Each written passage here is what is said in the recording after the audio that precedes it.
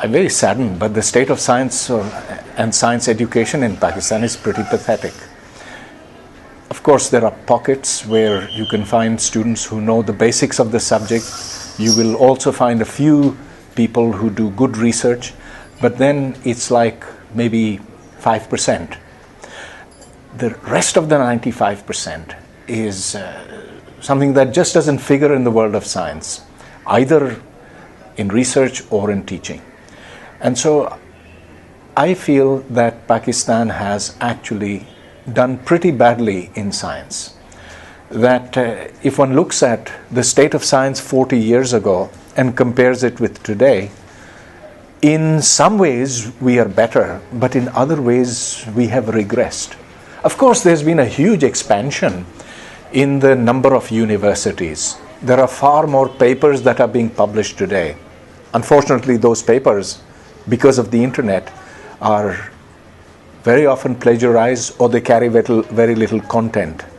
There's little originality to them. It's a nation that's not using its capacity.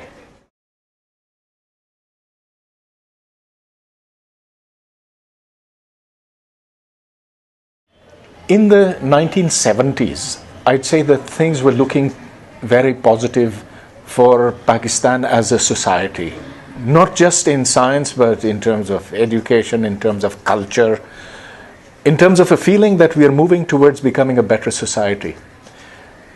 It was General Ziaul Haq who began the trend the other way. The strict laws, the kinds of policies that he implemented, the rising role of religion in matters of the state, in matters of society, those have been instrumental in causing Pakistan to seek salvation in the past, to look back to some hypothetical golden era. Now, it has been to the detriment of modernity. The rest of the world is moving forward, or I should say much of the rest of the world is moving forward. But as long as our goals are in the past, we can't really expect to move forward.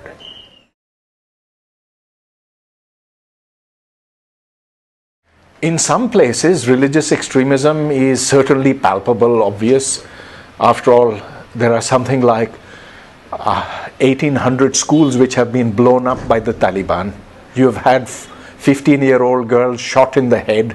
You have in a substantial part of the country girls who are forced into burqa.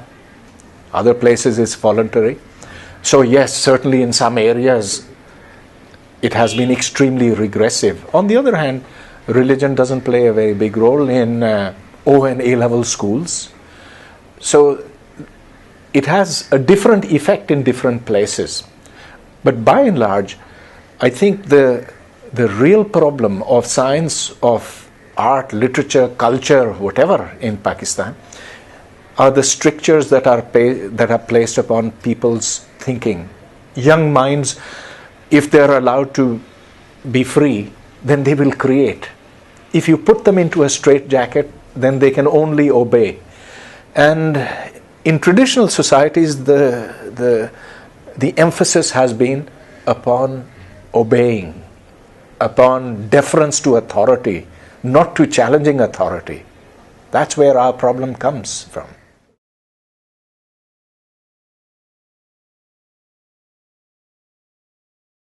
Look, I think that the bomb is immoral, whether it is in the hands of the United States or Israel, India or Pakistan, North Korea, Iran, etc., etc.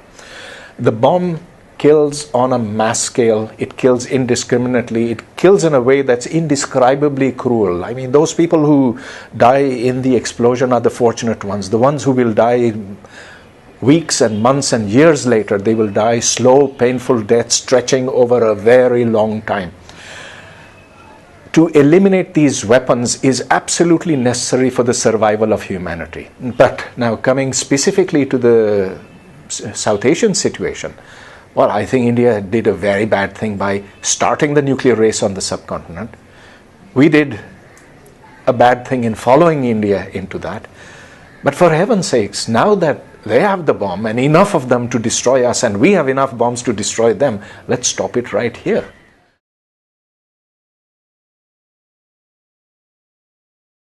It's a dream of people that there will be no nuclear weapons at some distant point in the future. And I believe in that dream. But I think that humanity will have to see something very terrible happen. The lessons of Hiroshima and Nagasaki are now too old. I don't know where the next use of atomic weapons will be.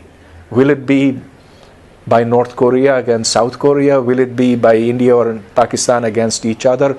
Will it be some jihadi group getting control of our nuclear weapons and using them? Will it be the United States bombing Iran or Israel bombing Iran? I don't know. But something big has to happen, and then we humans will ultimately have to come to our senses.